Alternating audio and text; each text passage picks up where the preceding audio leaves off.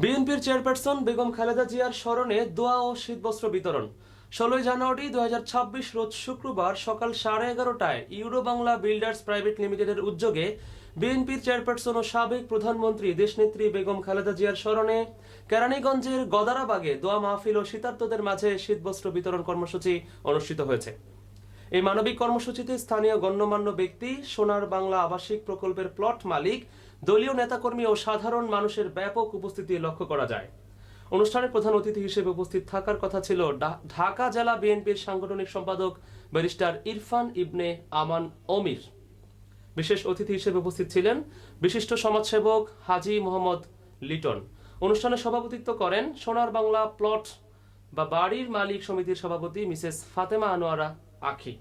সভাপতির বক্তব্যে তিনি বলেন, দেশনেত্রী বেগম খালেদা জিয়া শুধু একজন নেত্রী নন, তিনি গণতন্ত্রের প্রতীক। তার স্মরণে এই আয়োজন আমাদের মানবিক দায়িত্বের অংশ। এ সময় তিনি আসন্ন নির্বাচনের প্রসঙ্গ তুলে বলেন, ঢাকা ২ আসনে ধানের শীষের প্রার্থী আলহাজ আমানুল্লাহ আমানকে আগামী ১২ ফেব্রুয়ারি ২০২৬-এ সবাই ধানের শীষে ভোট দিয়ে জয়যুক্ত করবেন। আমিও তার পাশে থাকব এবং মাঠে সক্রিয়ভাবে কাজ করব। আমাদের কোম্পানির চেয়ারম্যান হাজী মোহাম্মদ আনোয়ার হোসেন, যার মাধ্যমে আমরা প্রতি বছর এই শীতার্থ বস্ত্রদের আমরা কম্বল এবং বিভিন্ন রকমের সাহায্য সহযোগিতা করে আসি। তার জন্য আপনারা সবাই দোয়া করবেন, আমাদের কোম্পানির জন্য দোয়া করবেন, যাতে আমরা প্রতি বছর আপনাদের সাথে এবং পাশে থাকতে পারি এবং সবসময় আপনাদের উপকারে আসতে পারি। এবং আমাদের 3বারের প্রধানমন্ত্রী বেগম খালেদা জিয়ার জন্য আপনারা সবাই দোয়া করবেন এবং আমাদের জন্য দোয়া করবেন, যাতে আপনাদের পাশে থাকতে পারি। আমার ভাইয়ের পক্ষে আছি, আমানুল্লাহ আমান, জি আমানুল্লাহ আমান স্যারের পক্ষে আছি। আমরা সবাই ধানের শীষে ভোট দিব, আমিও দেবো ইনশাআল্লাহ, আপনারা সবাই দিবেন। আপনারা সবাই নির্বাচনে আসবেন, আমিও থাকবো ইনশাআল্লাহ।